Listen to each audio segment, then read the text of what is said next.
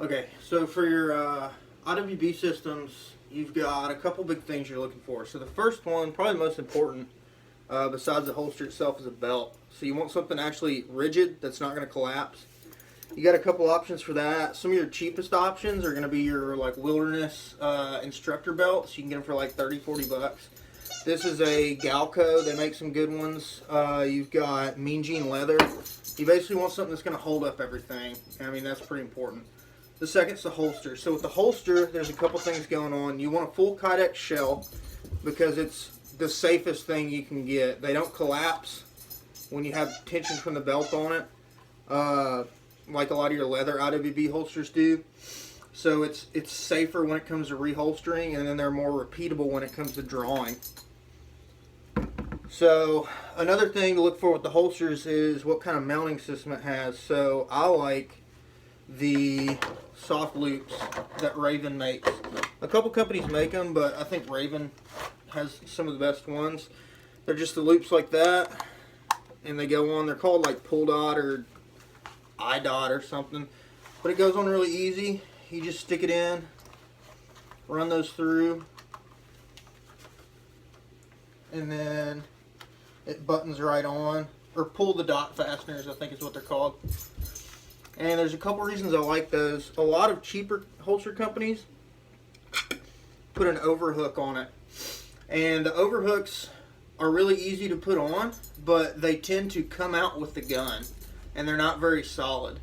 So with these, there's no chance that your holster is going to come out with the gun. The design too. So like this holster is a bad example of a holster because of how high these mounting brackets are. So like when this holster is on, I don't use this one because when the grip or when the gun is in there and you have it in your belt, you have very little room to actually get your hand around the grip, and you have to kind of fight with your pants to get to it. Whereas like this holster, this is a Bravo concealment, but Raven used to make this called the Phantom. This is a Bravo concealment BCA. When it's on the belt and in your pants, it puts the grip at a high enough angle off the pant line that you can clearly see you can get to the gun. It's a lot more consistent.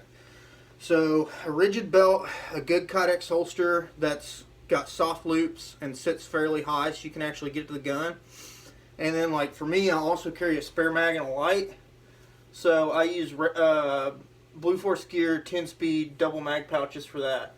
And that lets me get a spare mag in there. And then I've also got a Surefire Fury. So that's 500 lumens for a handheld. So I've got a weapon light and a handheld light in case I need to come off the gun for something. Another thing that does is it kind of balances the belt out. So you have weight on both sides. It's not really a huge deal, but I like having a reload in case I have a malfunction or something. I can just strip it out and get a new mag in if the mag goes bad for some reason.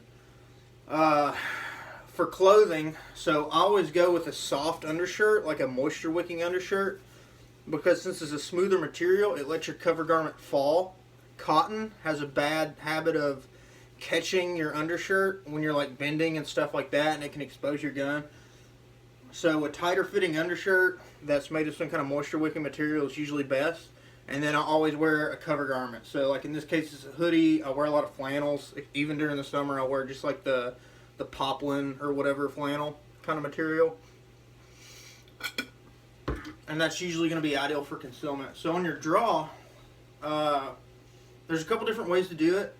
I do what's called the ladder method, or what I've heard called the ladder method. And so for that, you're going to start out, you're going to pull your cover garment up with your right hand, or your left hand, whichever. I'm right-handed, so I pull it up with my right hand. I move my support hand over and catch it.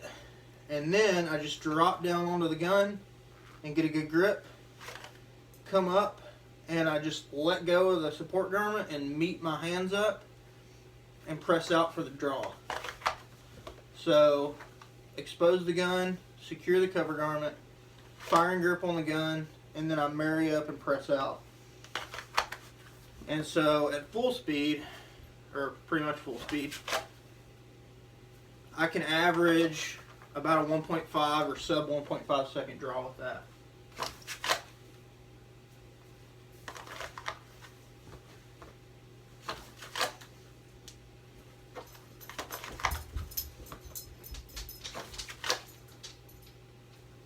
And then that's just going to come down to practice too. You've got to get the reps in on it. Another thing you can do, or that I'll practice, is reloads.